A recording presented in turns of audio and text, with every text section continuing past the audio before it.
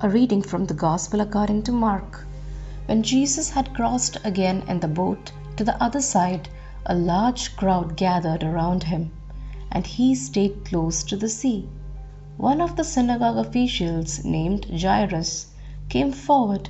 Seeing him, he fell at his feet and pleaded earnestly with him, saying, "My daughter is at the point of death. Please come lay your hands on her, that she may get well and live." He went off with him, and a large crowd followed him and pressed upon him. There was a woman afflicted with hemorrhages for 12 years. She had suffered greatly at the hands of many doctors, and had spent all that she had. Yet she was not helped, but only grew worse. She had heard about Jesus, and came up behind him in the crowd and touched his cloak. She said, "If I but touch his clothes, I shall be cured." Immediately her flow of blood dried up. She felt in her body that she was healed of her affliction. Jesus, aware at once that power had gone out from him, turned around in the crowd and asked, "Who has touched my clothes?"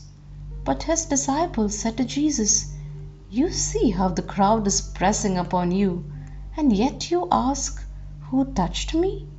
And he looked around to see who had done it.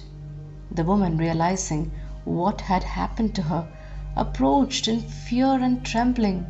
She fell down before Jesus and told him the whole truth. He said to her, "Daughter, your faith has saved you.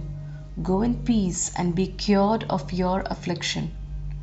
While he was still speaking, people from the synagogue official's house arrived and said, "Your daughter has died.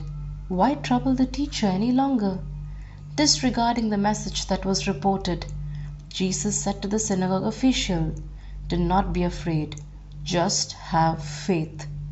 He did not allow anyone to accompany him inside except Peter, James, and John, the brother of James. When they arrived at the house of the synagogue official, he caught sight of a commotion, people weeping and wailing loudly. So he went in and said to them, "Why this commotion and weeping? The child is not dead, but asleep." And they ridiculed him. Then he put them all out. He took along the child's father and mother and those who were with him, and entered the room where the child was. He took the child by the hand and said to her, "Talitha cum," which means, "Little girl, I say to you, arise."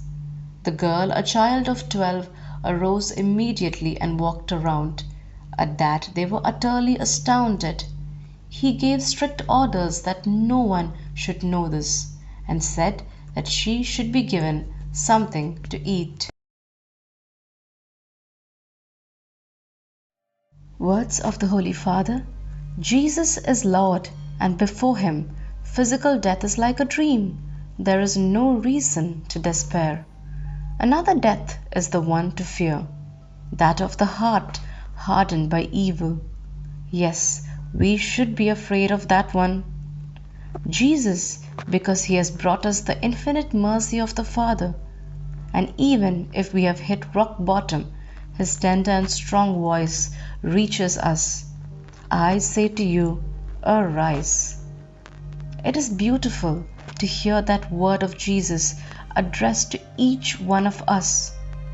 I say to you, arise, go, stand up, take courage, arise.